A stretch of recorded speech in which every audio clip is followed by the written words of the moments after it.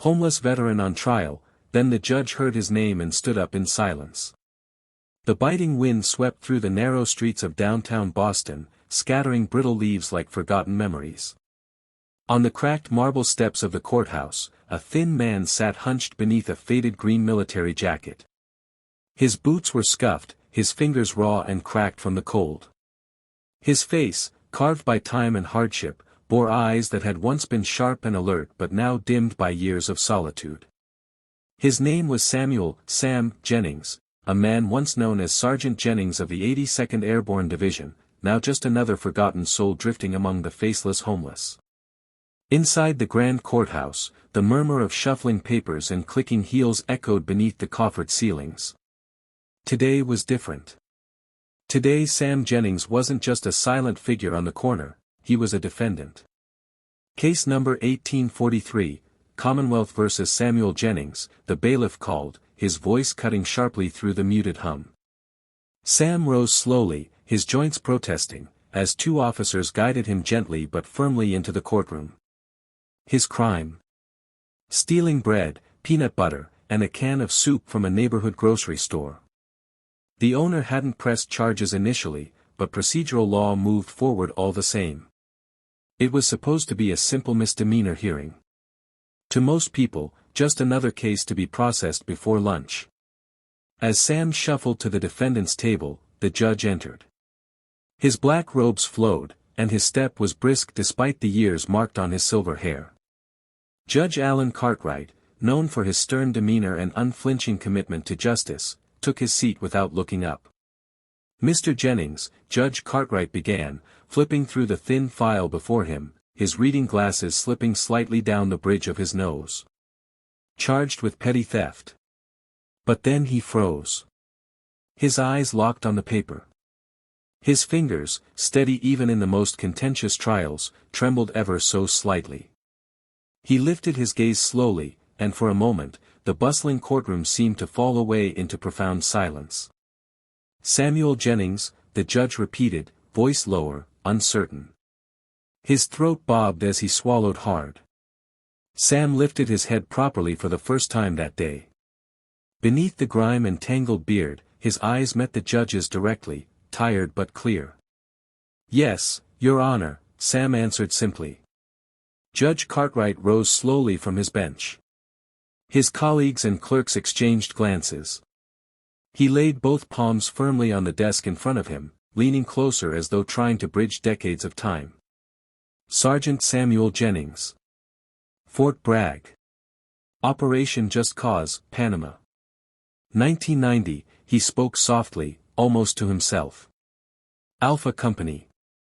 Sam's lips parted. His jaw twitched. For the first time in years, a flicker of recognition, and disbelief, sparked across his weary face. Lieutenant Cartwright, Sam breathed, his voice cracking. His eyes shimmered, pooling with unshed tears. The judge, unmoving, blinked rapidly as emotion washed over his stern features. The courtroom remained frozen, the air thick with confusion and curiosity. 35 years earlier, a young Lieutenant Alan Cartwright had found himself trapped behind enemy lines in a humid, hostile jungle in Panama. A nighttime ambush left his unit shattered and isolated. For 3 harrowing days, they evaded capture, until one soldier risked his life to break through enemy fire and radio for extraction. That soldier was Sergeant Samuel Jennings. Judge Cartwright straightened, clearing his throat, his voice taut with restrained emotion. I owe you my life. Sam only nodded faintly, years of silence pressing too heavily on his chest for more words. The courtroom buzzed gently now, murmurs rising as the weight of the moment settled into the hearts of all present. The judge lowered himself back into his seat, his demeanor transformed. His sharp eyes had softened, his tone shifted from that of an authority figure to something far more personal. He motioned to the bailiff and then to the prosecutor. Quiet consultations followed. Papers shuffled. After several long minutes, Judge Cartwright removed his glasses, setting them gently on the bench. He fixed his gaze firmly on Sam. Mr. Jennings, he spoke with measured solemnity. It appears life has not been just with you, This court acknowledges not only the circumstances of this case but also the profound service you have rendered to this nation, and to me personally. You saved my life, and I would not be sitting here today were it not for your courage and selflessness." He paused, steadying his breath before continuing. "This court dismisses the charges against you." A wave of gasps rippled through the small crowd. Sam blinked slowly. His shoulders sagged, not from defeat but from the fragile unburdening of a weight he had carried unseen for decades. But the judge wasn't finished. "I am invoking my authority to refer Mr. Jennings to the Veterans Justice Outreach Program," he announced, his voice strengthening.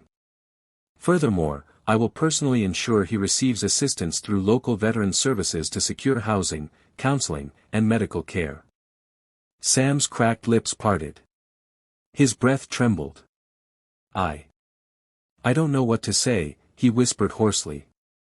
Judge Cartwright offered a small, earnest smile. "Sometimes you don't need to say anything, Sergeant. Sometimes it's our turn to serve you." By now, many in the courtroom sat silently wiping at their eyes, attorneys, clerks, even hardened bailiffs. The grocery store owner, who had sat quietly in the back, stood up and crossed the aisle. Without a word, he approached Sam and extended his hand, gripping it firmly. "Come by the store whenever you want, Sam. No questions. You'll have food on me." In the days that followed, news of the encounter spread beyond the courthouse walls. Articles and op-eds filled papers across the country. Talk shows replayed snippets of the hearing. But more importantly, something invisible and vital began to ripple outward, a quiet reminder of the human faces behind forgotten statistics. Within weeks, Sam Jennings had a warm apartment in a veteran housing community. He met regularly with counselors and reconnecting comrades.